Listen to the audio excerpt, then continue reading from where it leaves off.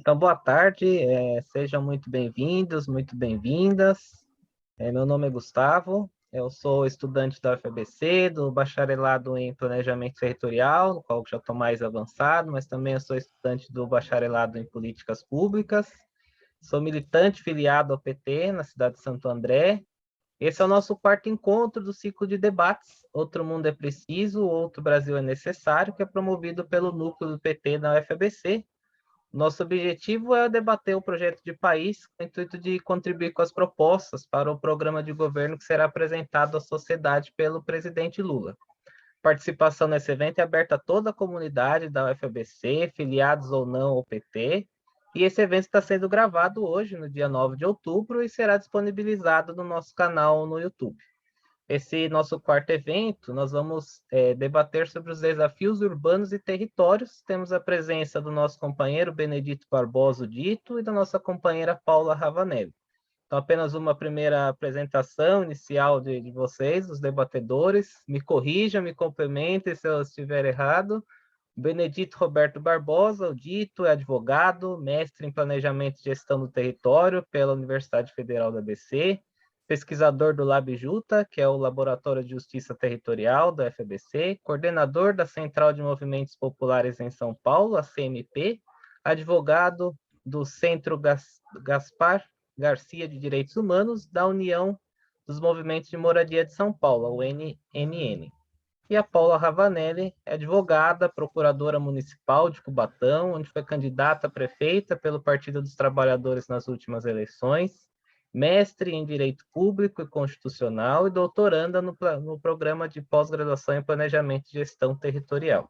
Ativista pelos direitos humanos, faz parte da coordenação estadual da Associação Brasileira de Juristas pela Democracia, coordena o núcleo da Baixada Santista, também militante do movimento de mulheres, atuando como coordenadora do projeto Promotoras Legais Populares de Cubatão, presidente da Comissão da Mulher Advogada da OAB de Cubatão e presidente do Conselho Municipal da Condição Feminina da cidade.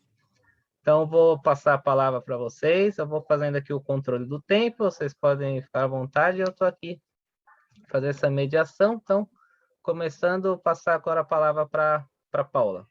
Bem-vinda, companheira.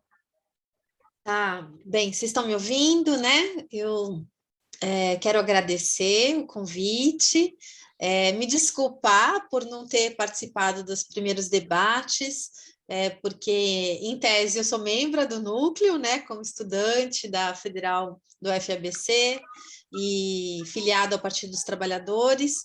Eu recebi com muita alegria, né, a notícia da criação desse núcleo na universidade e dessa proposta, dessa série de debates, desse ciclo de debates, né, que a gente está fazendo. Eu pensei um pouco em trazer para vocês, até de forma complementar aí ao que eu sei que o Dito vai falar, né? Porque nós somos amigos aí há muitos anos, né, Dito? Nem fale, tá? A quantidade de anos, porque vai revelar aqui a minha idade. Que você era muito menina, Paula, então eu já era bem mais velha, então não tem nenhum problema. Obrigada. De falar a quantidade de anos. É que, assim, quando eu conheci o Dito, ainda como estudante de graduação, como você, Gustavo, né? Eu já estava na militância também, quando eu fiz graduação em Direito na Universidade de São Paulo, e comecei já na faculdade a dar assessoria aos movimentos populares, né? E conheci o Dito, que já era uma liderança muito importante da cidade de São Paulo, né? E depois ganhou aí expressão nacional. Mas, então, conhecendo um pouco, né, da história dele, do tema que ele trabalha, assim, eu pensei em focar a minha apresentação num tema mais geral das regiões metropolitanas, colocar os desafios, né, das grandes metrópoles, já que a maioria da população vive nas grandes metrópoles. Então, eu fiz uma apresentação bem simples, né, para a gente introduzir esse tema e eu espero poder aprofundar com vocês no diálogo, né, a partir também do que vocês já conhecem e tal. Então, vou pedir licença aqui para compartilhar. E pronto, estamos aqui, né? Vocês estão vendo essa apresentação. E Isso, assim fica melhor. Então, a proposta foi essa, né? Os desafios urbanos e territórios, né? Então, eu primeiro queria destacar isso, né? Que mais de 80% da população, né, vive nas cidades, né? Então, a gente tem uma população essencialmente urbana. Esse não é o retrato de alguns outros países, mas é o do Brasil, né? Há muitos anos o Brasil é um país que se destaca, né, por ser um país essencialmente urbano. Mais da metade da população, né, reside em agrupamentos que tem mais de um município. Daí, um dos grandes desafios aí do viver nas cidades, né, viver nos centros urbanos, é o desafio da cooperação entre os municípios, né? Ou seja, a gente tem 106 milhões de pessoas, né, em 294 arranjos formados por 938 municípios. E no estado de São Paulo, né, da onde a gente está falando, mais de 35 milhões de pessoas, ou seja, quase 80% da população do estado, vive nas 6 regiões metropolitanas e nas 3 aglomerações urbanas que foram institucionalizadas por leis estaduais. Então, eu acho que esse é o nosso desafio. Aqui também um pouco dos dados, né, da Fundação SEAD. Está destacado aqui a região administrativa de Santos, né, porque é da onde aqui eu falo, mas aqui só para mostrar a ideia, né, do PIB, da população, né, e do PIB per capita, né, que essas regiões administrativas, regiões administrativas mobilizam. Não, então, o que eu acho que, né, são os desafios? Né, essa concentração, né, que existe nas grandes metrópoles de oportunidades e desigualdades. Então, é como tratar, né, essa dicotomia, esse paradoxo, né, das grandes regiões metropolitanas.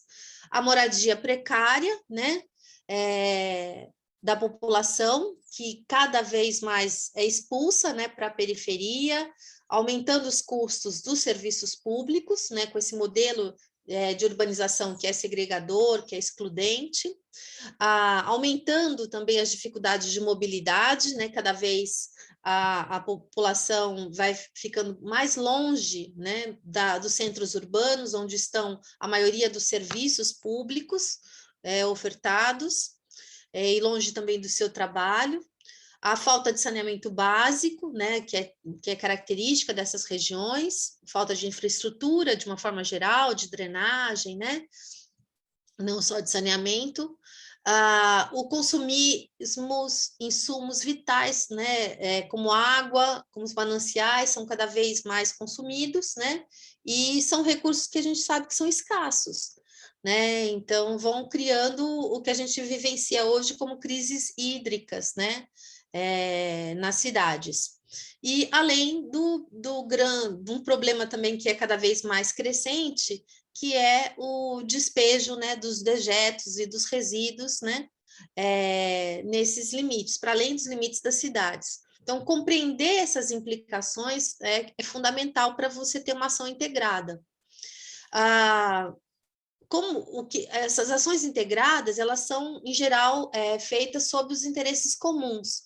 Então, nós temos um problema federativo no Brasil, porque o Brasil ele fez uma opção por um modelo federativo que reconhece os municípios como entes autônomos, ou seja, dotados de autonomia, autonorma, é a capacidade de fazer suas próprias normas, né? Por leis municipais, eles organizam os serviços que estão sob a sua competência. Então, existe, em geral, um conflito uma disputa de competências entre estados e municípios, quando o serviço é lucrativo, como é o caso de saneamento, e uma disputa, eu diria, negativa, né, quando os serviços, né, são onerosos, porque aí um empurra para o outro, né, esse serviço, que é o caso do lixo, né. Então, existe uma necessidade de uma ação integrada. Muitas das atribuições do governo do estado, elas não estão claras, porque elas são residuais, ou seja, são concorrentes a de outros entes da federação, como a União e os governos locais. Mas o governo do estado digamos assim, a instância de governo intermediária, portanto, ela tem esse locus privilegiado para a ação regional, né? É a que pode tratar melhor essas questões transversais, como da crise climática, enfrentamento das desigualdades, né? Um planejamento regionalizado, o território. Mas a gente tem enormes dificuldades para essa ação integrada, né? Do ponto de vista horizontal, ou seja, entre os municípios, né, ausência de instrumentos de cooperação, né, intermunicipal. A gente já deposita todas as fichas, né, num único instrumento, que é o consórcio público, né, que aí também mereceria uma outra exposição, que eu desde já me coloco, né, à disposição para fazer com vocês, porque é justamente o tema do meu projeto de pesquisa, aí no doutorado, a atuação dos consórcios públicos. Mas também temos dificuldades do ponto de vista vertical, né? Que também com muita ausência, né, de instrumentos no nosso modelo jurídico federativo que permitissem uma ação compartilhada, estável, segura, né? Porque quando a gente fala de serviços urbanos, a gente está falando de investimentos que precisam ser amortizados ao longo de muitos anos. Então, é preciso ter muita estabilidade nessa relação, nesse pacto, né, de gestão desses serviços. E tem resistência dos governantes, claro, porque o planejamento, né, e a transparência, eles dificultam essa política clientelista que é tão ainda presente, né, na vida política do nosso país. Então, a gente precisava também, um dos desafios é avançar nesses modelos de governança, né, e na integração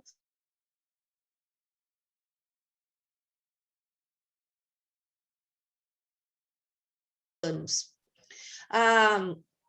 O que são, né, essas funções públicas de interesse comum, que são, em geral, as que prescindem desses arranjos interfederativos. A legislação, ela denomina na legislação que institui as regiões metropolitanas é que são definidas, né, o que são essas funções. Mas, em geral, né, essas funções elas são o desenvolvimento urbano e a habitação, o saneamento e o meio ambiente, a mobilidade,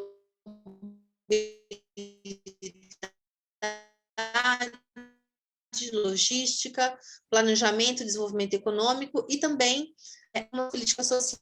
Mas a nossa legislação, ela tem a aprovação do Estatuto da Metrópole, depois a desidratação dessa legislação, o desmantelamento das estruturas de planejamento urbano, como a Implaza, as agências metropolitanas estão sucateadas, elas não foram extintas, mas elas estão também, eu diria assim, desidratadas, né? Com poucos recursos, né? O governo do estado esse ano não aportou recursos, a maioria dos fundos metropolitanos, né? E os municípios têm as suas dificuldades, né, cada vez mais maiores, né, para a gestão dos serviços que estão sob a sua competência. Então, não sobra nunca recurso para os investimentos que seriam regionalizados. Então, por essa instabilidade, por essas idas e vindas, né, da própria legislação, da falta de uma política de desenvolvimento metropolitano nacional, né, que pudesse aportar recursos de forma permanente, não digo permanente, mas com estabilidade, pelo menos, com previsibilidade, a gente ficou muito restrito à existência dos planos, porque nós tivemos, né, principalmente durante os governos do presidente Lula, da presidenta Dilma, incentivos à constituição de planos. Então, o marco do saneamento, né, induziu os planos de saneamento, a Política Nacional de Mobilidade, né, as diretrizes, incentivou também os planos de mobilidade, né, exigiu esses planos, né, na legislação afeta a habitação, principalmente a habitação de interesse social.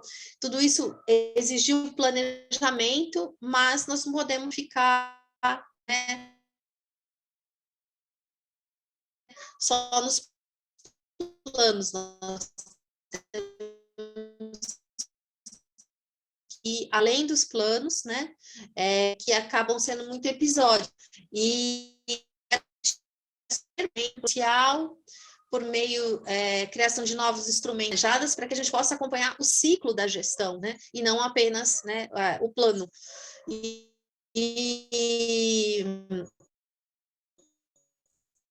criar novas métricas de avaliação de resultados também, porque são muito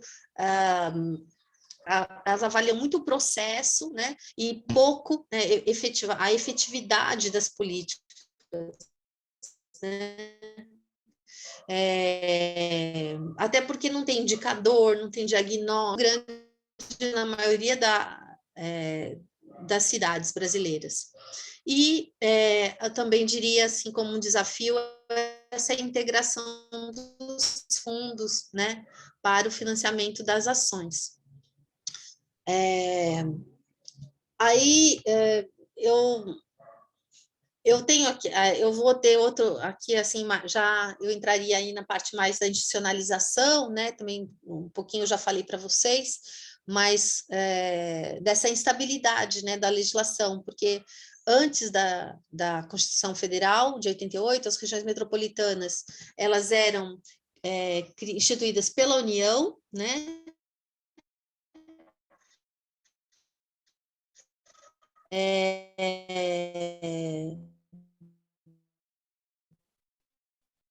Com pelo menos, né,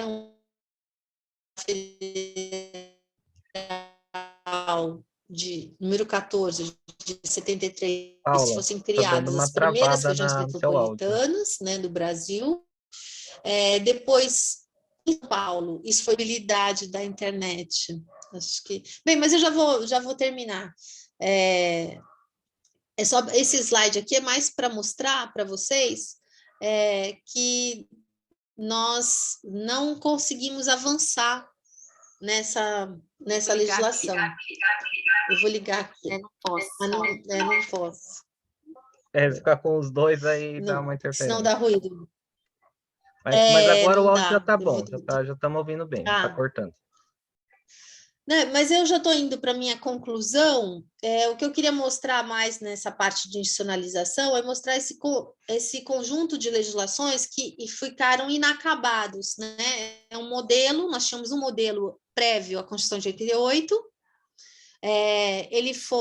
a Constituição, ela trouxe um outro modelo para regiões metropolitanas, que é um modelo que transferiu a competência para os estados, né, descentralizou, para que, em tese, as regiões metropolitanas fossem criadas respeitando as especificidades de cada estado, porque, claro, é muito diferente pensar em articulações entre municípios na Amazônia, e já tive essa experiência quando trabalhei no governo federal, né, de ir para, né, os municípios do norte do país e falar, né, em cooperação, e aí você se dá conta, né, que eles estão a quilômetros de distâncias uns dos outros, né, os centros, né, urbanos, e são territórios muito grandes, o que dificulta. Então, ela tem que se dar em outros modos, não que isso impeça a cooperação, mas ela tem que se dar em outros moldes, né? Não seria, só para dar um exemplo concreto para vocês, por exemplo, no saneamento, né? Nós não vamos falar de uma mesma empresa de saneamento, talvez prestando, né, serviço, mas você pode tratar de forma captação da água, né? Só que o serviço de abastecimento talvez melhor seria ele ser descentralizado em cada município, isso na região norte, pensando nas dimensões de cada, né, município, cada município tem lá.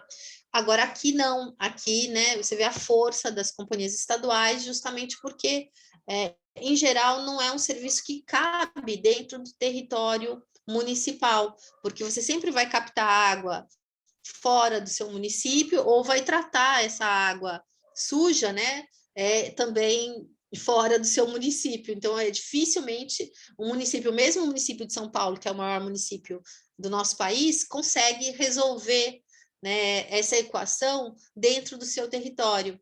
Então, reforçando aí a necessidade da gente sempre pensar, né, o desenvolvimento urbano a partir também de instrumentos de cooperação federativa entre municípios e entre estados, né, e a União.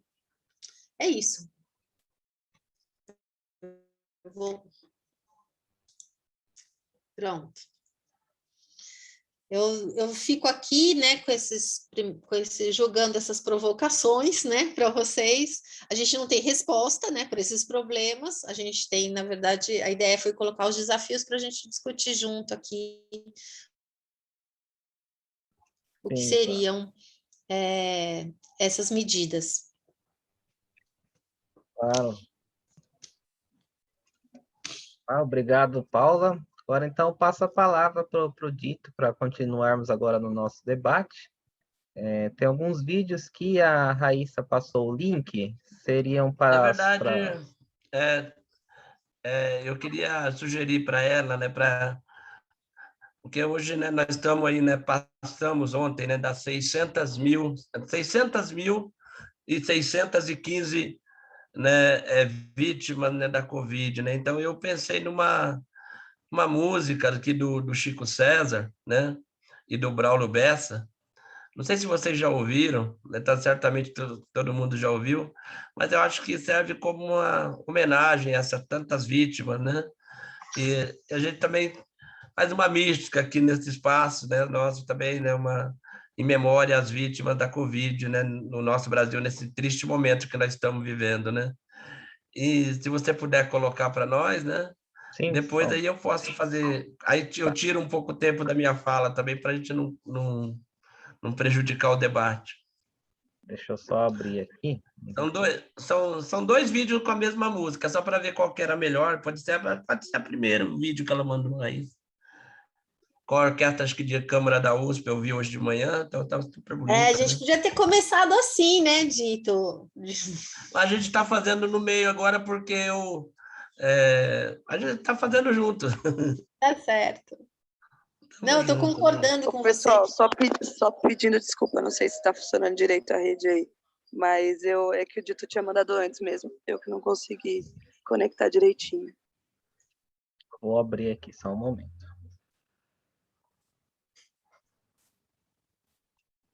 Será que consegue? Vamos ver se consegue.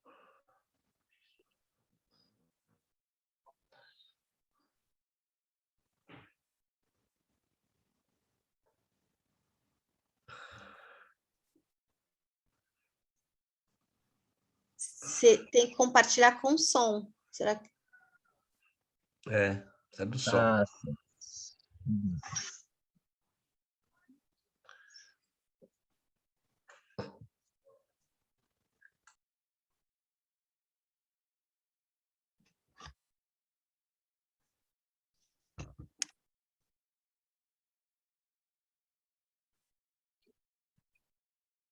Tô vendo aqui como é que eu consigo colocar o som.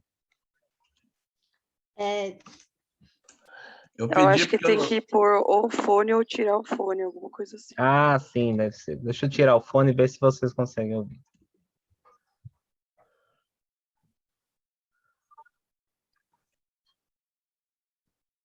Não. É na hora que compartilha a tela, tem algum dispositivo. Talvez a gente possa deixar, então, para fazer no final, e a gente vai pesquisando isso.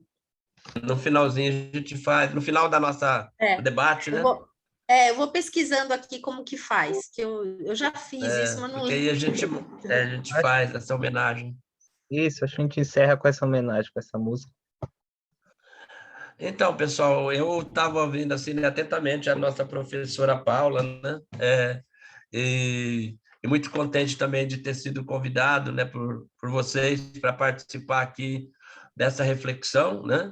No momento que a gente está fazendo aí, né, uma discussão, vamos dizer assim, né, de hoje até 3 de outubro, aí nós temos pouco menos de um ano, né? Já estamos, hoje é dia hoje é dia 9, né, de outubro, né? Dia 3 é a eleição aí no primeiro turno das eleições de 2022 e passa muito rápido, né? Então, nós temos aí menos de um ano, né? E certamente a gente, para o processo eleitoral, né, para as eleições presidenciais no Brasil, né? Vamos lembrar também que não são só eleições para presidente da República, né? Mas vamos eleger governadores, né? Governadores todo o Brasil, deputados federais, deputadas federais, né? E vamos eleger também os deputados estaduais e também um senador, né? Porque acho que é uma parte do Senado também vai ser alterada, né? Nesse período, né? Então, né, o Brasil vai passar, né, novamente, né? Então, por eleições gerais, né? E num momento que o Brasil, né, vive, né, uma crise, né, econômica, social, política, né? E agora a gente viu também nessa semana, né, já havia denúncias aí graves, né, envolvendo a família do Bolsonaro em corrupção, né? Agora os envolvimentos também, a gente tem acompanhado também aí a CPI da Covid, né? Toda a situação envolvendo a Prevent Senior e a junção, né, entre o gabinete do ódio e toda aquela situação envolvendo também o, a, os médicos, né, do gabinete paralelo para o tratamento precoce, né? Então, extremamente grave as denúncias, né, envolvendo a família Bolsonaro, né? E o grupo, né, hoje que está no poder no nosso país, né? Então, acho que e agora os envolvimentos também gravíssimos, né? As denúncias também, né, lá das aplicações do ministro, né, em offshore, em offshore, né, no exterior, ou seja, né, aplicando recursos, né, aplicando dinheiro, né, em paraísos fiscais, né? A notícia triste é que não é só, né, não é só o ministro, né, da Economia do Brasil, Paulo Guedes, mas também o envolvimento deles, né, também, né, o presidente do Banco Central, né, que é mais grave ainda, né? E também, né, mais de uma dúzia de milionários no Brasil, né? Também a gente está vendo aí as denúncias dia a dia saindo, né? Sobre esse escândalo, né? Do Pandora Papers, né? Acho que se eu não estou enganado, o nome do escândalo envolvendo, né, mais de 300 milionários aí aplicando recursos, né, em paraísos fiscais, né, no exterior. Então, esse é o quadro, né, grave que nós estamos vivendo, além de conjunto, né, da situação, né, que nós estamos vivendo, né, de desmonte, né, das políticas públicas, das políticas sociais, né, no Brasil, né, nesse momento. Né? A gente, nessa semana, pessoal, né, nós estivemos, né, eu faço parte, né, de uma entidade de caráter nacional, aqui vocês já fizeram referência, né, a Central de Movimentos Populares, né, que a Paula, né, conhece muito bem, né, é uma colaboradora, acompanha, né, desde a fundação, a Central de Movimentos Populares, né, de todo o processo, né, desde muito, como eu já fiz referência aqui, desde muito menina, já era militante, né, e defensora de direitos humanos e trabalhando especificamente, né, com essa pauta, né, das áreas urbanas no Brasil, Desculpa, né, como estudante. E depois... Posso falar uma coisa que eu tenho o maior orgulho de falar? O estatuto da Central de Movimentos Populares fui eu que fiz, ainda estagiária. Exatamente. Eu era estagiária da Ansur, né? E aí fiz uma primeira proposta assim de estatuto, é uma coisa que eu tenho o maior orgulho de contar. Então você está na história da nossa luta, né? Desde o início, né? Desde menina, né? Nesse processo, então por isso que é uma alegria muito grande estar aqui, né? E depois, com muito orgulho, também eu acompanhei, né? Você também, né? Como não só lá na época, né, na presidência da presidente Lula, da presidenta Dilma, né, também lá na presidência da República, eu participando do Conselho Nacional das Cidades, né, como militante do Fórum Nacional da Reforma Urbana, e você também lá na presidência da República, né, acho que na Secretaria de Assuntos Federativos, e também lá na Casa Civil, enfim, né, na presidência da República também colaborando, né, e atuando no governo Lula e Dilma. Né? Então, a gente vem já trabalhando né, juntos, né, há muito tempo, né, e também, né, dialogando, né, quase que permanentemente sobre, né, sobre a situação, né, da pauta urbana, né, no Brasil, né. Vamos lembrar também que nós estamos no momento de 20 anos, né, do Estatuto da Cidade no Brasil, né. Então é importante a gente, depois eu queria recomendar, depois mandar também para todo esse coletivo aqui do PT da UFABC, né. O companheiro professor Edésio Fernandes acabou de organizar e sistematizar um livro sobre o balanço do Estatuto da Cidade. Eu acho que a Paula, você está, Paula, nesse material, nesse documento.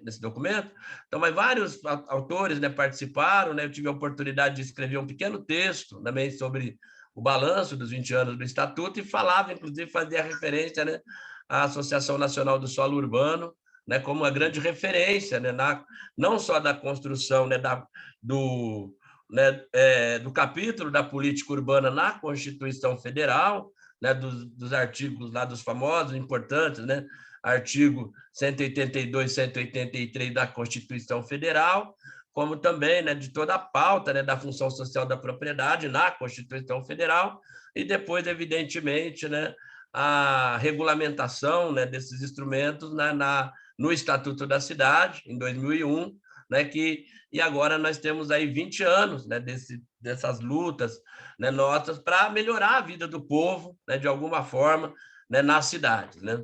E a gente pode aqui fazer uma pergunta, né, se a vida do nosso povo melhorou ou piorou, né, nesse período, né, de 20 anos, né, de luta. A gente viu sinais de melhoras sobre alguns aspectos, né? Mas, se a gente for analisar de uma forma mais ampla, de uma forma geral, especialmente nas regiões metropolitanas, né? E mais especialmente ainda nesse último período, se a gente pegar aí, né, nesses últimos 5 anos, 6 anos, especialmente depois do golpe, né, de 2016, né?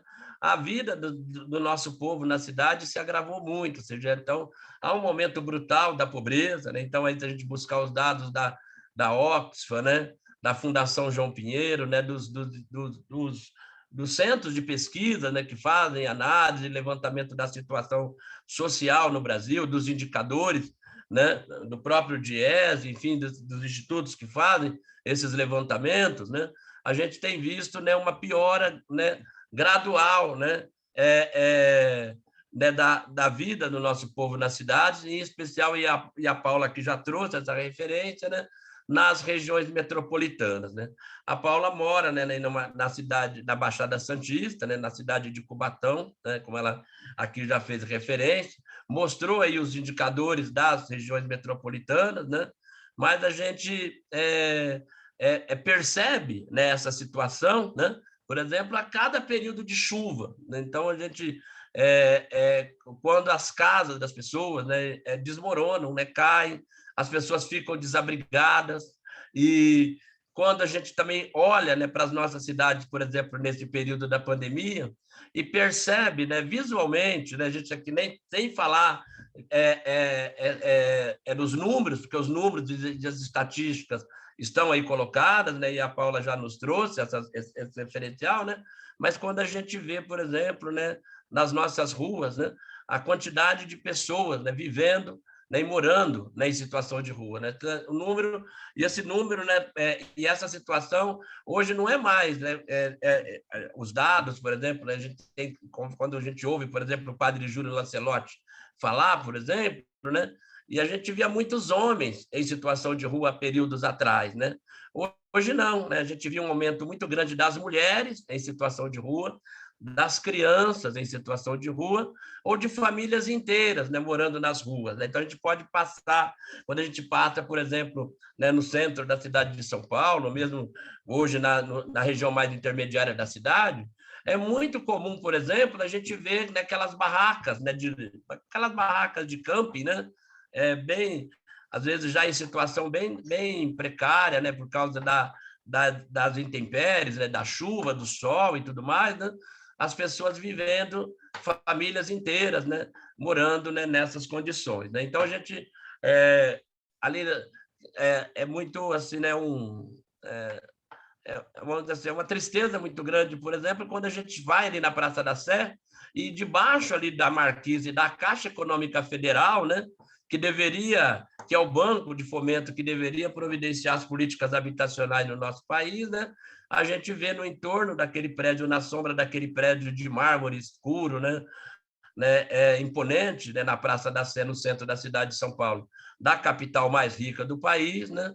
Famílias inteiras morando, né, nessas condições, ou mesmo ali no pátio do colégio, né, naquela região também que é, né, um espaço super bonito, né, onde nasceu a cidade de São Paulo, né, centenas e centenas de famílias vivendo, né, em situação de rua, né?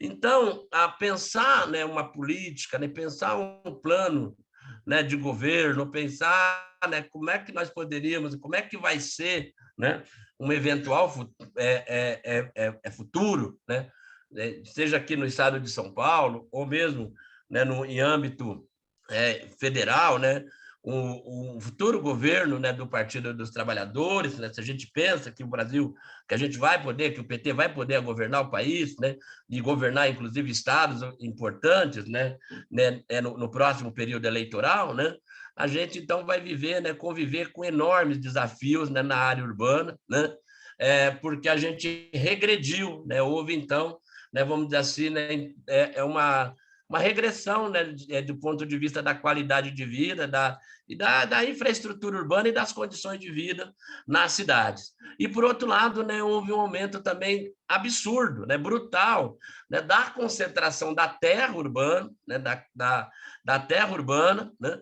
e também de certos setores dos territórios das cidades, né, que enriqueceram, ou seja, aumentou o fosso, né, de desigualdade, né, entre os pobres e os ricos, né, na nossa cidade. Então, nós vamos ter desafios muito grandes, né, para, né, vamos dizer assim, né, voltar, né, a diminuir. Né? A gente sabe que no Brasil, né, as desigualdades sempre foram muito grandes, as desigualdades são brutais, né? Mas nesse período após o golpe, né, e mais ainda depois do período da pandemia, né, essa situação, né, de esse alargamento, né, na relação, nessa equação, na relação, né, entre pobres e ricos no Brasil, né, esse fosso ele aumentou de uma forma escandalosa, né, de uma forma trágica. Então, nós vamos ter tarefas, né, muito grandes, né, para poder reverter, né, de alguma forma essa situação. Então, é fundamental, né, que a gente possa pensar também, né, uma parte dos nossos técnicos, né, que a universidade está preparando, e daí prepara pessoas, inclusive, para isso, né, ou militantes, que vão ocupar espaço, né, de poder, de importante, de decisão no governo, num eventual governo do Partido dos Trabalhadores, né, evidentemente vão ter, né, muito trabalho, né? Mas até lá, né, nesse ano, né, nós também temos muitas tarefas a fazer, né? Primeiro, né, não vai ser fácil ganhar as eleições, né? Temos que nós tivemos uma manifestação, uma mobilização, né, nessa semana em Brasília, né, nos dias 4 e 5 agora de outubro, né, que nós denominamos, né, no Dia Mundial do Habitat, mas aqui no Brasil a gente chama, né, de Dia Mundial do Sem Teto, né?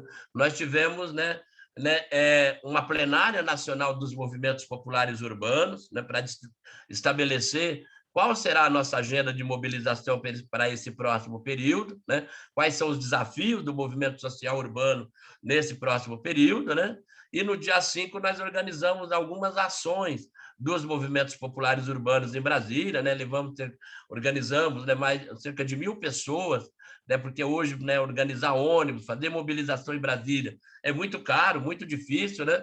Mas mesmo assim, né, a gente conseguiu estar lá em Brasília, né, num dia, inclusive, de mobilização também dos servidores públicos, que estavam fazendo mobilização também contra a PEC 32, né, que desmonta mais ainda o serviço público no Brasil, e também, né, uma parte também das populações indígenas também estavam lá, seguiam ainda e seguem em Brasília, né, também mobilizando as suas pautas, né, dada a situação que nós estamos vivendo em relação à discussão do marco temporal e outras pautas que envolvem também as populações indígenas, né, nesse período e nesse momento grave que nós vivemos no Brasil.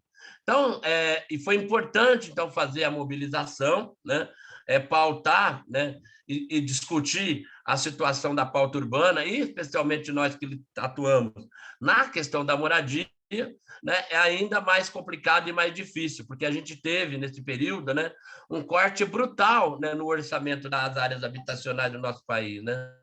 A Paula, né, foi candidata a prefeita, né, de Cubatão, né?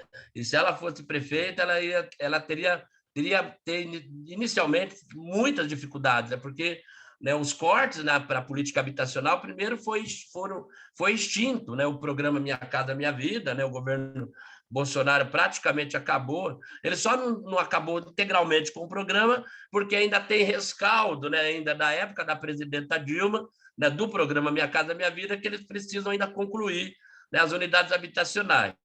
Mas, mesmo assim, eles estão mudando, né, para o nome fantasia do programa Casa Verde Amarela. Né? Então, o programa praticamente foi extinto. E, nesse ano, né, o corte orçamentário na área habitacional, né, atingiu o patamar de mais de 90%. Né? E restando, né, o Brasil, que gastava bilhões, né, anualmente no orçamento para a questão habitacional, reservou alguns milhões, né, menos de 30 milhões, para todo o Brasil para gastar na área orçamentária. Mesmo assim, né, contingenciou os recursos. Né?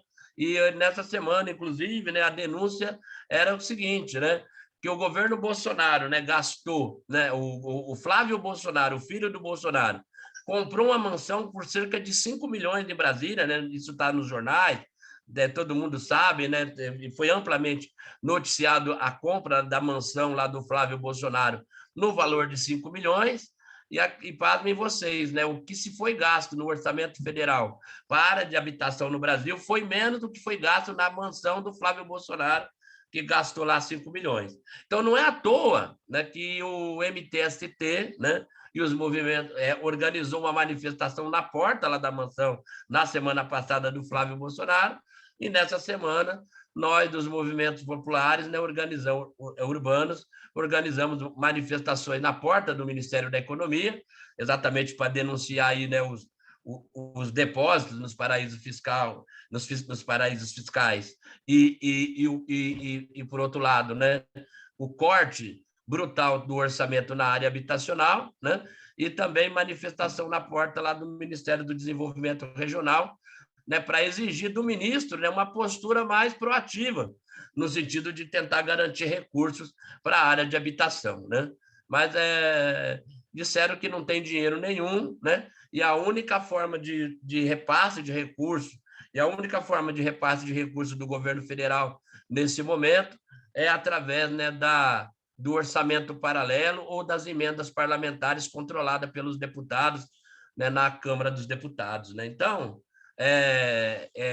como é que a gente pode fazer política habitacional com emenda parlamentar? Né? Mas esse é o desastre, né, orçamentário que a gente vive nesse momento, né, e aumentando ainda mais, né, para um futuro próximo, né, num eventual governo, ou para a construção de um plano de governo, né, do Partido dos Trabalhadores, né, discutir, debater, né, como a gente vai romper, né, essa lógica clientelista, né, que o Brasil vive hoje, né, em relação ao Centrão, né, lá na Câmara dos Deputados, né, e no Senado Federal, no Congresso Nacional, e estabelecer, né, um orçamento concreto, né, para viabilizar, né, para solucionar os problemas de habitação ou o conjunto, né, dos problemas sociais, né, que só se agravaram, né, nesse último período.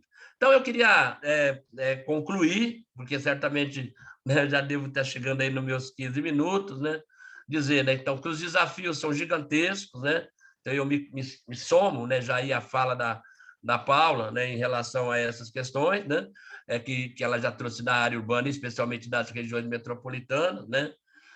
O PT, né, vai precisar dialogar, né, de uma forma permanente, né, com os movimentos sociais.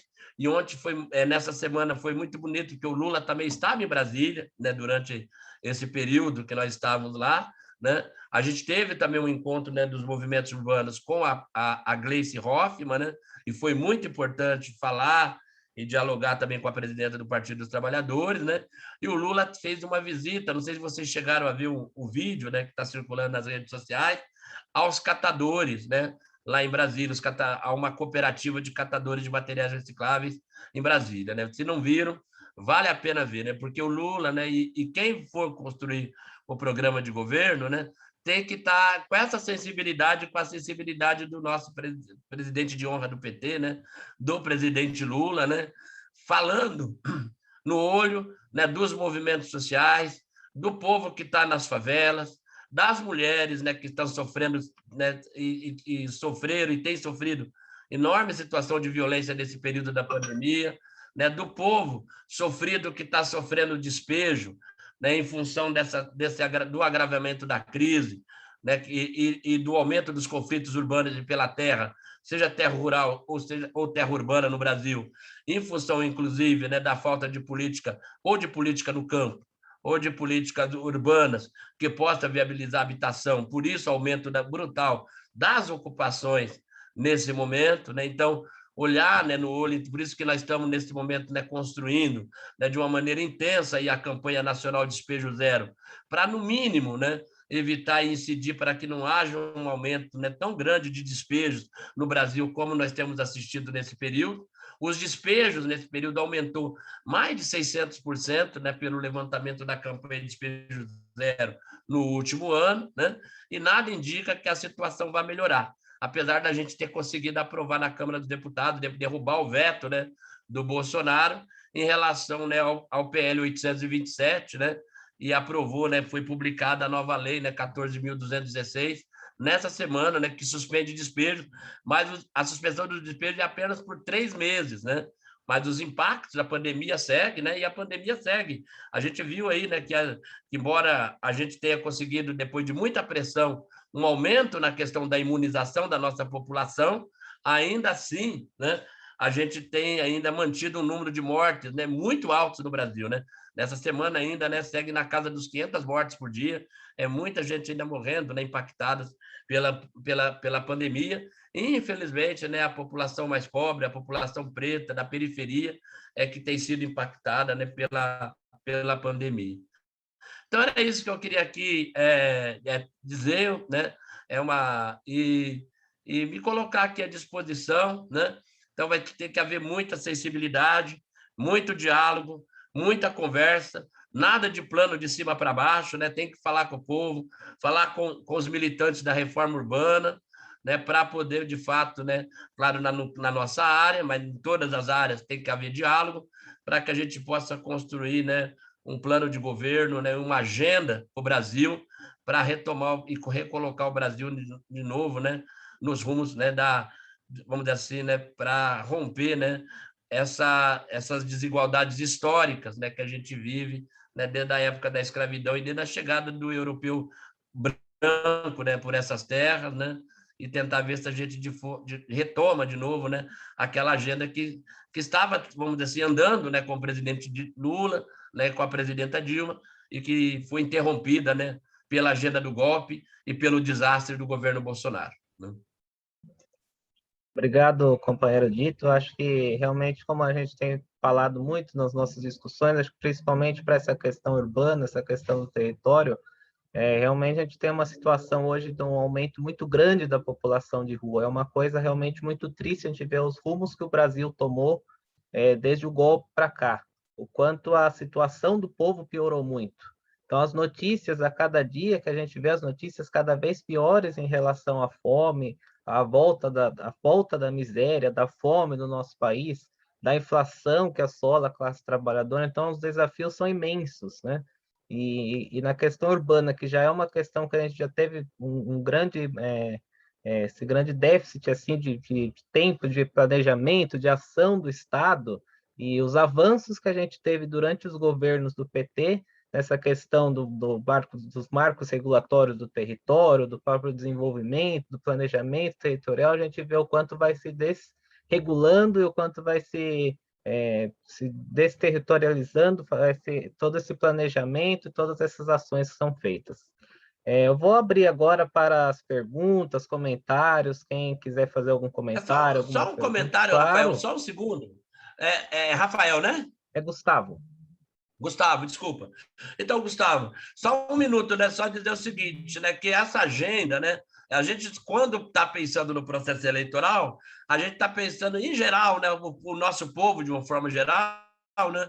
Está pensando nas eleições presidenciais e para governadores, né? Mas a nossa representação no Congresso Nacional está muito baixa, né? Então, nós vamos ter que, né, que fazer uma estratégia, o PT vai ter que pensar numa estratégia, né? A representação de 10%, 15% no Congresso é insuficiente, e aí o PT fica, e qualquer governo de esquerda, né, ficaria refém, né, novamente desse Congresso Nacional. E nada indica que isso vá mudar muito, né? Então, também nós vamos ter que pensar, temos condições de aumentar um pouco as bancadas, né? Mas não muito. Então, temos que pensar um pouco também sobre isso, né? Como é que vai ser, né, num eventual novo governo, né, a relação com o Congresso e com o Senado, com a Câmara dos Deputados ou com o Congresso Nacional, né? Também que esse é um outro desafio. Exatamente. A gente tem uma representação baixa, um Congresso muito conservador, e assim os Isso. nossos governos progressistas voltam a ficar dependentes do centrão, dependente dessa barganha. A gente sabe o quanto fica esse clientelismo que impera junto ao centrão. A Raíssa levantou a mão para fazer um comentário, a Cláudia também fez uma pergunta no bate-papo. Eu vou passar a palavra para a Raíssa e depois eu faço a pergunta então da Cláudia, a gente vai num bloco de perguntas, pode ser? E aí, caso outras pessoas também podem ficar à vontade para abrir o microfone, para levantar a mão, fazer os comentários no chat que a gente segue. Passar agora para a Raíssa, então. Obrigada, Gustavo. Quero agradecer também aos nossos colegas lá do PGT que tiveram a felicidade aí de aceitar esse convite. A gente está tentando manter a frequência dos encontros do núcleo para fortalecer o debate, eu acho que para trazer um pouco de esperança para todo mundo também, né? Como que, especialmente para a gente que está dentro da universidade, como que a gente projeta a nossa ação a partir das formulações também. Então, isso é muito bom ter essa inspiração junto a dois colegas tão admiráveis quanto vocês dois. Sim, fiquei muito feliz quando a gente chegou nesses dois convites, porque eu também, por um lado, pensei óbvio, na militância dentro do partido e tudo mais, mas pensei também na multiplicidade de temas que vocês dois abordam, né, nas multiplicidades de escalas que vocês dois conseguem atingir. Então, foi muito legal ver essa abordagem geral, assim, e olhando também para os específicos. E eu acho que para provocar um pouco a reflexão junto a todo mundo aqui, eu queria questionar para vocês dois, eu acho que em que momento vocês acham que a gente pode fazer a virada, né? Porque o Dito comentou e eu acho que a Paula teve uma super experiência de construção da campanha lá em Cubatão. O Dito está aí também propondo para a gente como a gente mobiliza para eleger nossos deputados, mas eu queria ouvir de vocês essa possibilidade de olhar para a virada, olhando também uma questão geracional, representando aqui uma geração que cresceu com Lula e Dilma como conquistas dadas, como votos possíveis e eleitos, e que depois veio e testemunhou um golpe surpreendente, assim, né? Como que essa construção pode começar a recomeçar.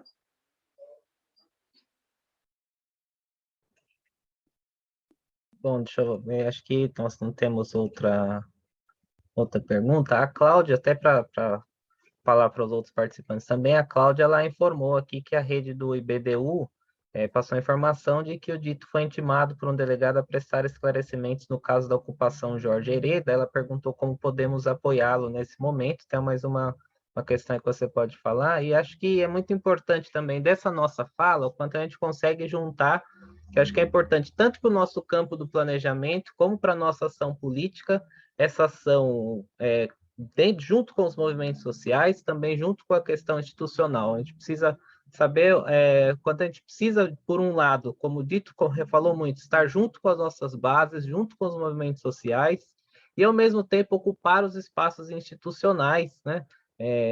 Inclusive como ocupando o espaço no parlamento, fazendo parte dos conselhos, nos municípios. É importante a nossa atuação institucional e levar principalmente esses movimentos para mostrar, né, ocupar esses espaços de poder. Então, eu vou passar a palavra para vocês, para Paula, para Dito, à vontade, e já fazem as perguntas, e aí também já podem ter, como nós não temos outras questões, já podem até fazer as considerações finais também, e depois a gente encerra com o nosso vídeo. Dito, acho que você podia Acho que começar pode dessa falar, vez. Paula. Depois eu falo. Trazer os... Se quiser também fazer alguns comentários sobre a minha fala, também do que eu falei, o que você achou? Bom, então tá. Bem, essa pergunta assim, sobre a virada, né, que a Raíssa coloca. Olha, Raíssa, assim, eu acho que a campanha e essa virada ainda não está dada, né? Não é uma questão de se discutir a hora da virada, a gente tem que construir essa virada, porque apesar das pesquisas indicarem, né, os números assim altos, né, para o presidente Lula como uma alternativa, né, nas eleições, o jogo não começou.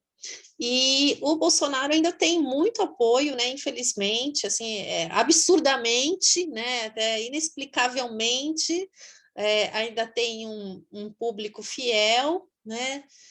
Bolsonarista e a burguesia, o capital econômico, né? Se perceber inviável, né? A reeleição do Bolsonaro, vai lançar uma terceira via. Então, essa disputa vai ser, eu considero ainda muito difícil, né? A gente sofre ainda as consequências do antipetismo, não só da direita, mas o antipetismo da esquerda, né? Acho que a gente está aqui no núcleo do PT, a gente pode falar. As dificuldades que nós temos de construir uma coalizão, né, entre os partidos de esquerda são grandes, né? Eu passei por isso aqui na minha eu né? Assim, o meu objetivo principal era a construção de uma frente de esquerda. Inclusive, eu nem pretendia ser candidata, né? Eu estava costurando essa frente e estava dado para mim que para construir essa frente a gente tinha que abrir mão, né? O PT deveria abrir mão da cabeça de chapa, né? Da candidatura. Mas isso não foi possível, né? E aí não nos restou outra alternativa, né, do que tirar da cartola, né? Então, Paula, vai, né? Foi a minha primeira eleição, eu não tinha, né? Não era uma pessoa ainda popular na cidade, né? Mas mesmo assim foi uma experiência que eu adorei, assim, foi muito rica para mim pessoalmente. Aprendi muito, conheci muito mais, né, da minha cidade que eu achava que eu conhecia. E aí, numa campanha que a gente vê, né? Porque a gente entra em cada bequinho, né, Dito? E aí se revela, né, uma outra cidade, né?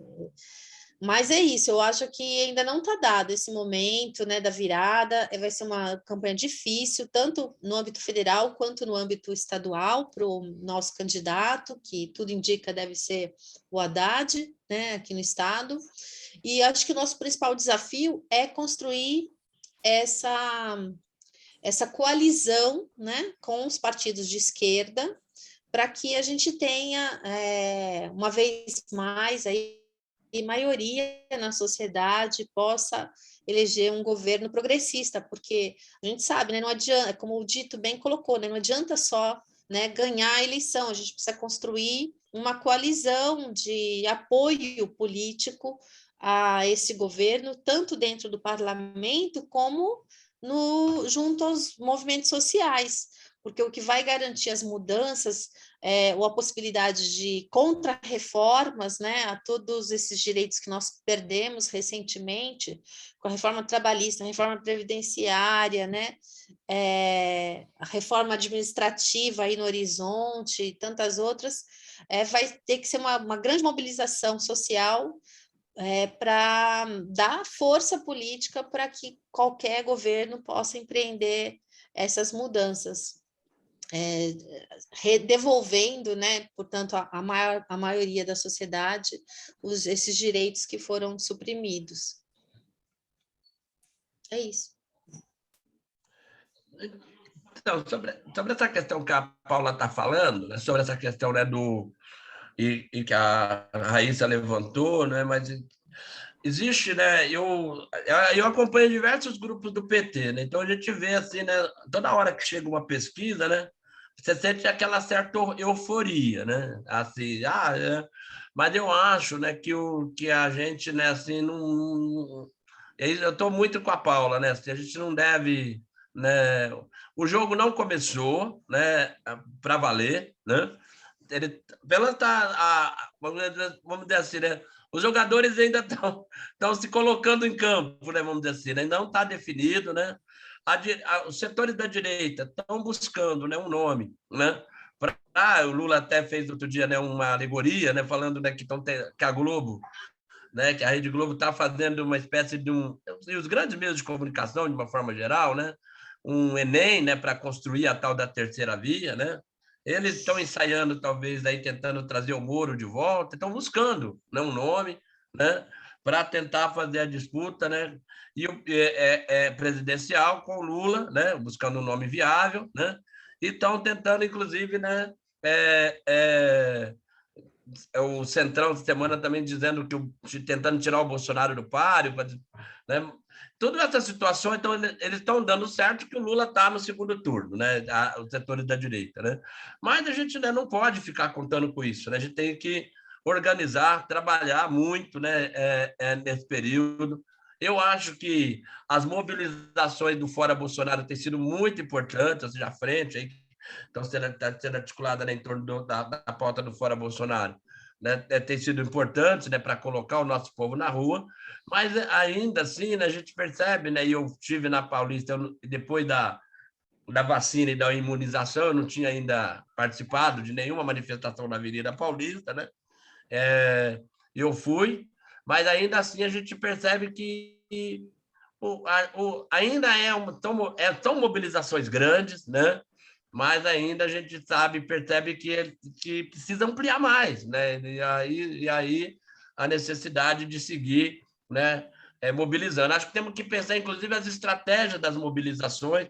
Talvez, em vez de fazer só mobilização na Avenida Paulista, talvez organizar em outros pontos, né, das periferias urbanas, da cidade, pensar outras estratégias de eu ia te contar manifestações isso, e de Dito. mobilização.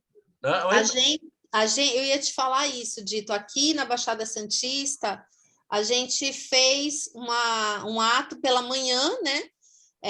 Na Zona Noroeste, que é uma região periférica, né, da cidade de Santos, que é a cidade polo da nossa região metropolitana. E a gente foi muito bem recebido, diferente de outros atos em que a gente fazia o ato regional ali na Praça Independência, que seria a paulista daqui, guardadas as devidas proporções, né? A gente tem, quando a gente está na periferia, que a gente sente a receptividade, que a gente dialoga diretamente com a população, né, porque elas vêm das ruas, né, abrem as janelas das casas, né, apoiam a manifestação. Enquanto a gente está lá, né, nos bairros mais nobres, a gente geralmente acaba sendo hostilizado, né? Então, é muito importante, eu defendo e defendi aqui na região, inclusive priorizei esse ato regional do que é paulista, porque eu acho muito importante, a gente tem que descentralizar, não pode só... É claro que a mídia, infelizmente, ela só dá o ato da Paulista, então a gente precisa... Mas a gente pode fazer que nem a gente fez aqui, né, de forma complementar, de manhã aqui, e os ônibus foram, né, quem podia ir para São Paulo, foi para São Paulo somar lá também. Eu acho que nós temos que aprender a organizar mobilizações em outras regiões, nas periferias urbanas, ou seja, montar outras estratégias, né? Não é que nós vamos abandonar de mobilizar na Paulista, não é isso. Mas eu acho que de compartilhar os processos de mobilização nas periferias, acho muito bem lembrado, né? Fazer, por exemplo, uma mobilização na Zona Noroeste de Santos é muito importante. Como é importante, né, fazer no Grajaú, aqui em São Paulo, né, fazer buscar as periferias urbanas, né, e não somente os locais tradicionais e mais nobres, vamos dizer assim, de manifestação, né? Então, acho que pensar essas estratégias, compartilhar com a agenda lá da Frente Brasil Popular, da Frente Povo Sem Medo, e agora, né, do movimento aí Fora Bolsonaro, né? A gente tem que dialogar com esses coletivos para ver se é possível pensar outras ações, né, de mobilização, né? Acho que é importante também né? Nesse momento, né, acho que as estratégias de formação, né, teve recentemente no PT aquela agenda de formação lá da primavera petista, acho que trabalhar com a militância. O Lula teve um encontro muito, muito importante que eu não participei, não sei se a Paula participou, se alguém participou nessa semana aqui, o encontro que ele fez com os militantes do PT em todo o Brasil, né? Acho que era mais presidente de diretório, de instância partidária, mas não os quadros mais, né, fizeram com as lideranças locais, intermediárias, e acho que teve quase 6 mil pessoas, né, nesse diálogo. O Lula gostou muito. Então, eu acho que intensificar esse tipo de diálogo, né, com os atores que vão, de fato, né, estão mais nas periferias urbanas da cidade, no campo e na cidade, ou seja, mas nos espaços da periferia, né, para que a gente possa fazer, né, intensificando também esse diálogo. Enfim, essas questões que a Raíssa coloca, né, elas são fundamentais. Né? A eleição, então, né, as pesquisas são importantes, elas sinalizam um momento, mas não devemos se apegar nisso. 2, a Paula está corretíssima, né?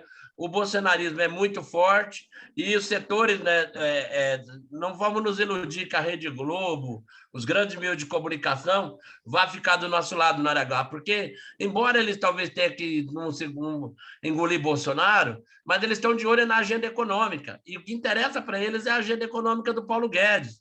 Tanto é que aí no Pandora Papers, por exemplo, né, a operação abafa é muito grande. A gente vê que eles não, né, deram grande espaço, né, na grande mídia, na mídia oficial aí, né, burguesa, vamos dizer assim, né, porque, de fato, queimar o Paulo Guedes não é interessante, porque eles querem a agenda do Paulo Guedes. Eles querem uma outra cara na presidência da República, mas a agenda do Bolsonaro é a que eles querem, né? Por isso que o Bolsonaro também não caiu até agora, né? Porque o Bolsonaro também, a agenda econômica que ele propõe, serve muito bem ao interesse, né, do grande poder econômico do Brasil, né?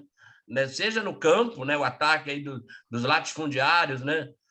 As mineradoras, né, as madeireiras, né, as grandes corporações, né, o setor dos bancos, né, o setor da especulação imobiliária, todos eles querem manter, né, essa agenda, né?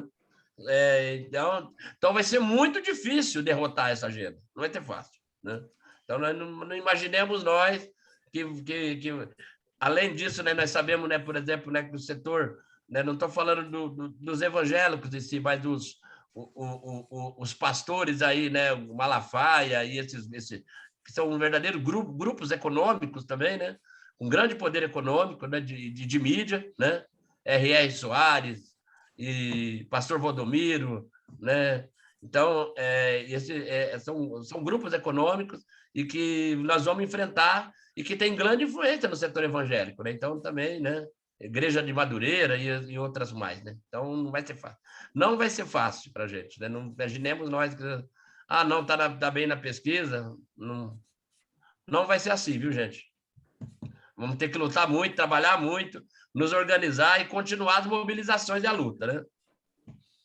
Eu acho que as pesquisas hoje elas mostram um cenário de esperança muito grande, a gente tem, mas a gente ainda tem um período de reconstrução, né? A gente tem um olhar para o futuro de esperança, de reconstrução. Acho que isso lembra muito também quando o Lula assumiu a primeira vez, né? Do cenário que a gente assumiu, reconstruiu, fez a nossa história ali dos governos progressistas, mas para além do Bolsonaro, o bolsonarismo é muito forte, vai continuar, além, é claro, dessa coesão que tem entre os meios econômicos, entre os meios de comunicação, para continuar mantendo essa agenda, né? Eles querem tirar a agenda do desmonte das políticas sociais do Bolsonaro. Exatamente. Fez, né? Interessa ao setor econômico, né?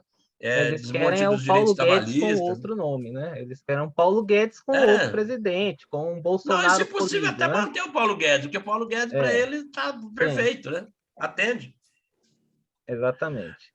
Então, eu quero agradecer. Queria só fazer um comentário, Gustavo, sobre essa questão, né, da ocupação Jorge Hereda, né? Nós estamos aí nessa luta, né? Todo mundo sabe, né, tá amplamente divulgada essa resistência na campanha Despejo Zero e a luta nas ocupações, né? E aqui em São Paulo, em julho, teve uma ocupação, né? E aí houve aí uma homenagem ao nosso grande companheiro Jorge Hereda, né? Inclusive que já foi aqui, inclusive, acho que ele coordenou, inclusive, o consórcio aqui do ABC, né? Então, ele teve um papel importante, foi secretário do consórcio do ABC, né? Então, ele é uma pessoa que tem muita referência aqui no ABC, inclusive, né? Então, ele trabalhou na prefeitura de Diadema, na de Ribeirão Pires também, né? Então, é uma pessoa que tem uma referência histórica e para nós dos movimentos populares e urbanos, da moradia, né? Especialmente quando foi secretário nacional de habitação e depois vice-presidente, presidente da Caixa Econômica Federal, recebeu uma justa homenagem, né? Perdemos o Jorge Hereda, mas a história dele, né, tá lá, né, marcado na luta, né, da ocupação, né? Só que o povo do movimento ocupou um terreno, né, no que pertence ao Grupo Savoy, que é um grupo muito poderoso aqui em São Paulo, ligado aí ao setor imobiliário, né? E eles, então, né, têm feito de tudo, né, para tentando, né, aí, né, reaver, né, de todas as formas o terreno lá da ocupação, né? E nós, né, como advogados populares, né, temos feito a defesa das famílias lá na ocupação, né, do Centro de Direitos Humanos, né? E conseguimos aí, por causa inclusive da campanha, suspender a reintegração de posse numa decisão importante do ministro Alexandre de Moraes, lá no Supremo Tribunal Federal, né? E agora, né, essa semana nós tivemos em Brasília, nessa mobilização que eu falei. Ontem eu estava em casa porque tinha uma mesa, né, na Unifesp para tratar da pauta com a professora Vera Teles, inclusive, para tratar do tema dos trabalhadores ambulantes, né, que é o tema da minha pesquisa, inclusive, né? E aí, quando eu estava no meio do debate, meu filho entrou aqui no quarto, onde eu fico aqui, para me avisar que a polícia estava na porta aqui do prédio aqui da minha casa, né, me chamando. Eu fui lá ver, claro, fui com a minha carteira da ordem, tudo, né? Cheguei lá e estava sendo intimado para prestar esclarecimento, né, em relação à ocupação Jorge Hereda, né? Aí, então, vou ter que comparecer. Fui intimado para o dia 15 de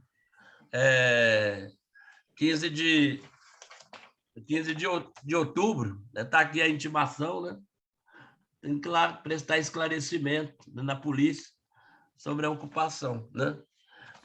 Mas né, a Paula conhece bem, advogada popular, sabe o que é, né? Defender o povo pobre nas periferias, nas ocupações, a mas criminalização. É um constrangimento, né? É um constrangimento ilegal, até porque pelo exercício profissional da advocacia, você já procurou, né, a Comissão de Direitos Humanos, a Comissão de Prerrogativa da Ordem, porque acho que é importante também a Ordem dos Advogados de São Paulo defender, né, a prerrogativa profissional. A gente, como advogado, não pode ser intimado assim, como, né?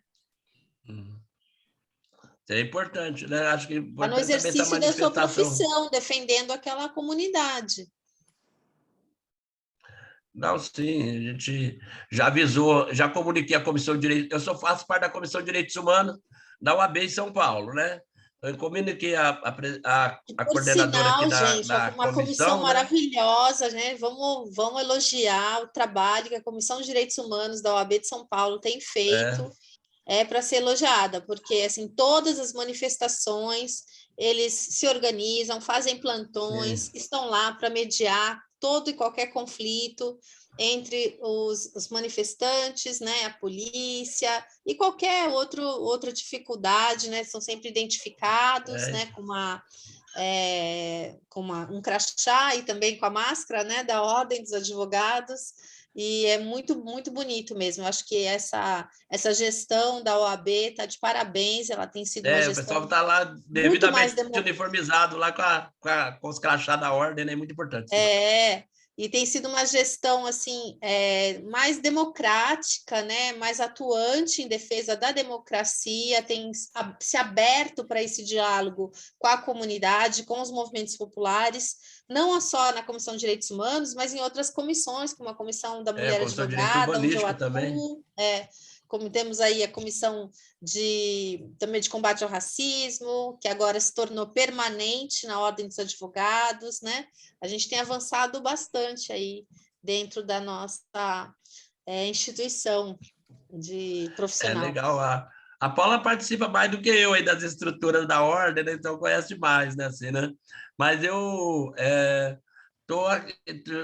encaminhei, né, para a doutora Ana Amélia, aqui em São Paulo, né, que é a coordenadora, né, é a presidente da comissão, né, É. de Direitos Humanos da OAB, né, então encaminhei para ela, né, e ela falou que ia comunicar a comissão de prerrogativas, né, e certamente aí eu também vou depois fazer um requerimento, né, também, evidentemente, como advogado também para a comissão de prerrogativas, né, mas a próprio Centro de Direitos Humanos também já comunicou o IDDD também, que é o Instituto de Direito de Defesa aqui em São Paulo, que é parceiro do Centro de Direitos Humanos, outros advogados, enfim, a própria Defensoria Pública, vários defensores já entraram em contato, já se colocando à disposição, e o próprio IBDU também, que eu faço parte também, né, vários advogados aí do IBDU, advogadas, inclusive não só daqui, mas de outros estados do Brasil, já mandaram aí mensagem de solidariedade.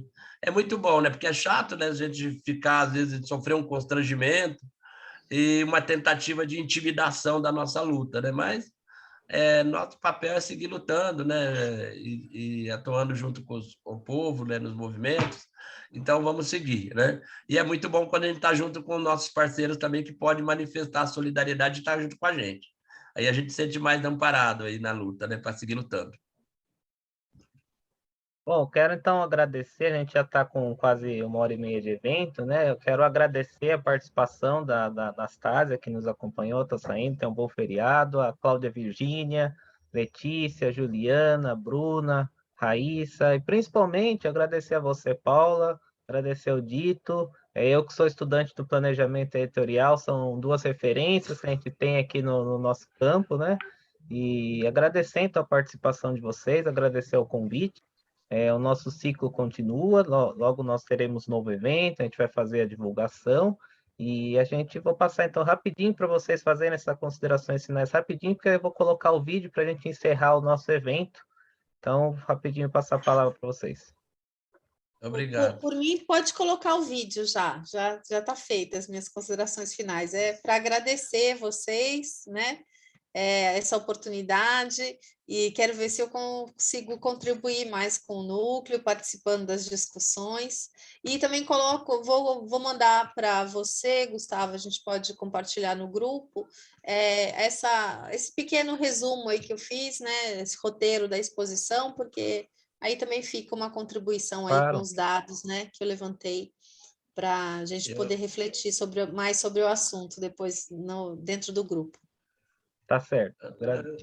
Eu só também queria agradecer mais uma vez o convite, né, a Raíssa, que me encaminhou o convite, e me colocar à disposição também do núcleo, né, e sempre que acharem, né, conveniente, pode me convidar, né, que a gente está sempre aqui e estamos sempre juntos também na luta. Queria fazer um convite para vocês.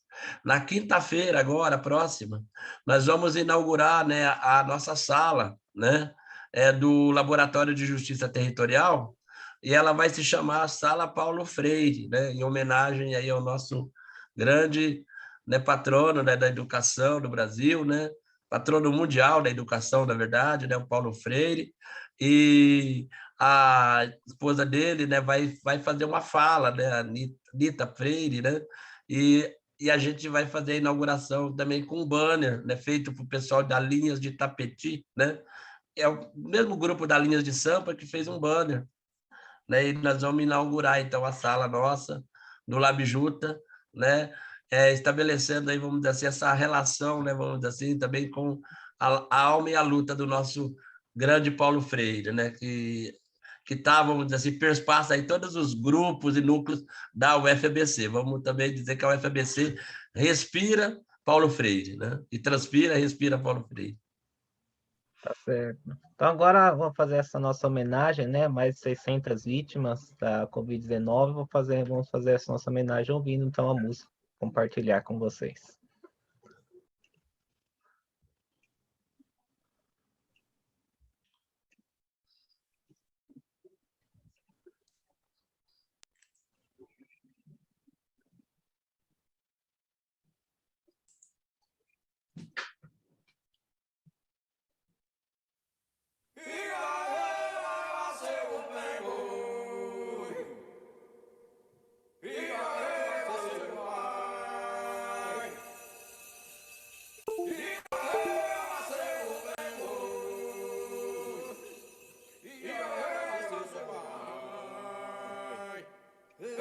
Sim, dá para ouvir, Igor.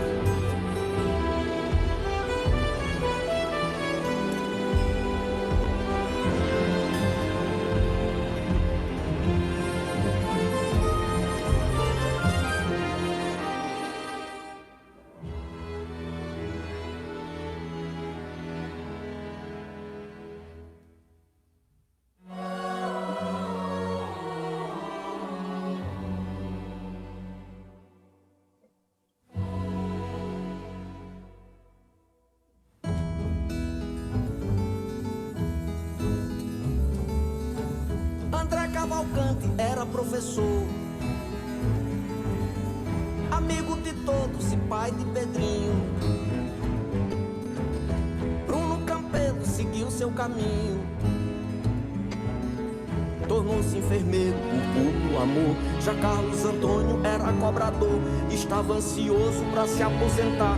Diva Teresa amava tocar seu belo piano de forma eloquente. Se números frios não tocam a gente, espero que nomes consigam tocar. Se números frios não tocam a gente, espero que nomes consigam tocar.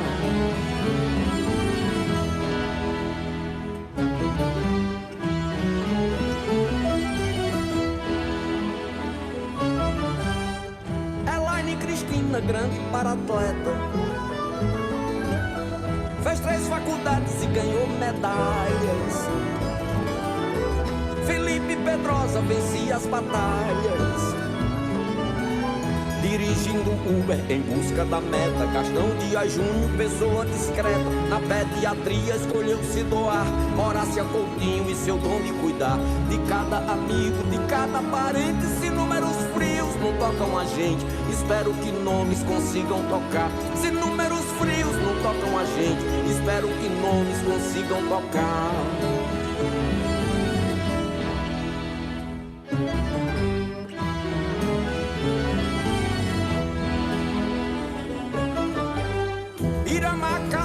Herói da estrada,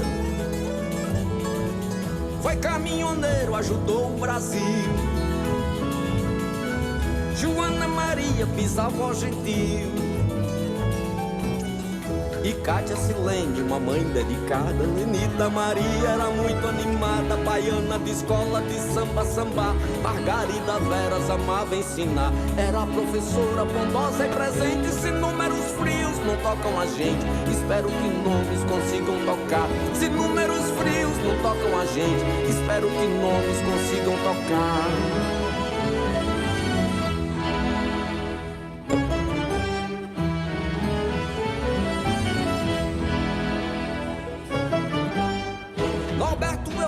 Era jogador, piloto, artista multifuncional. Olinda Menezes amava o Natal, Pascoal, Stefano, dentista, pintor, curtia cinema, mais um sonhador que na pandemia parou de sonhar. A avó de Camille não vale abraçar, com Quitéria Mello não foi diferente. Se números frios não tocam a gente, espero que nomes consigam tocar. Se números frios não tocam a gente, espero que nomes consigam tocar.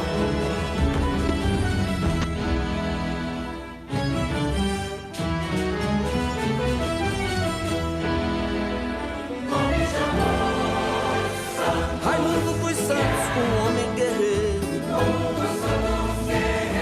o senhor dos rios, dos peixes também, Salvador José, baiano do bem. Bebia cerveja e era roqueiro. Terezinha Maia sorria ligeiro, cuidava das plantas, cuidava do lar. Vanessa dos Santos era luz solar, mulher colorida e irreverente. Se números frios não tocam a gente, espero que nomes consigam tocar. Se números frios não tocam a gente, espero que nomes consigam tocar.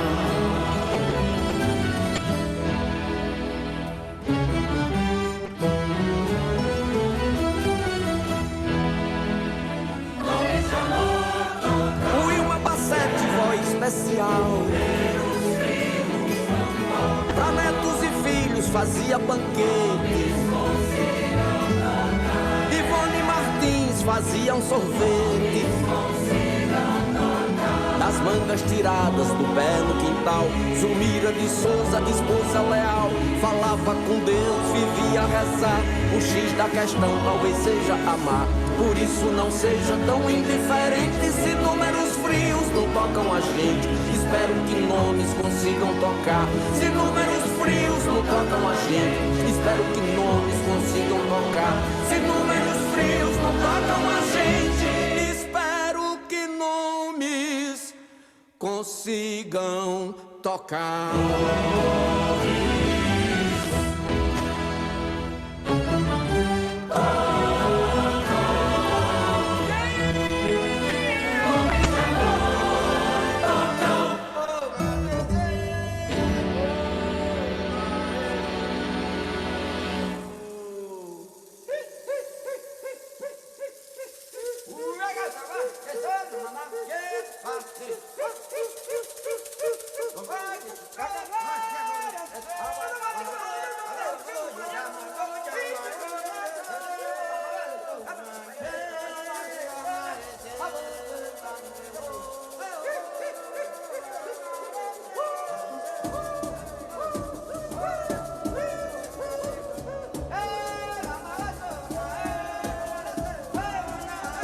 Nossa, e hoje temos o dobro de mortes. O Galope à Beira-Mar é uma estrofe muito utilizada na poesia popular nordestina, especialmente entre os cantadores de viola.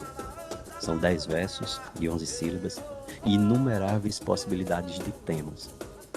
Inumeráveis também são as vítimas da pandemia. Não há quem goste de ser número. Gente merece existir em prosa. Eu vi essa frase logo abaixo do nome de Dona Zulmira de Souza, no site Inumeráveis. A intenção do site é dar nomes e histórias às vítimas do coronavírus. E quando eu vi essa frase, imediatamente, quase que por instinto, me veio um mote na cabeça, num padrão de Galope à Beira-Mar, que dizia: se números frios não tocam a gente, espero que nomes consigam tocar.